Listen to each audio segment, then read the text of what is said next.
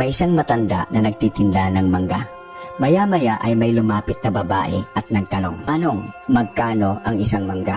Sabi ng matanda, 10 ang isa. Sabi ng babae, "Bibili ako ng 20, pero ang gusto ko, 3 ang isa. Kung di ka papayag, aalis na lang ako."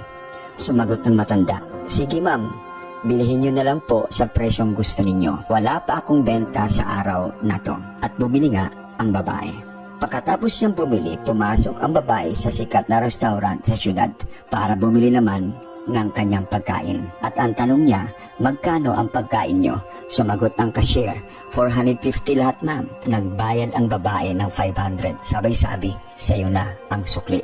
Itong istoryang ito ay normal lang sa mga taong may pera. Pero napaka-unfair naman sa parte ng matanda na nagtitinda. Bakit may ilan sa atin na nagdadamot sa mga taong kailangan ng tulong natin? Pero mapagbigay naman tayo sa mga taong hindi naman kailangan ng tulong. Mga kaibigan, gamitin mo yung pera mo para maayos ang ugali mo. Huwag mo ipakita ang ugali mo para lalong dumami ang pera mo.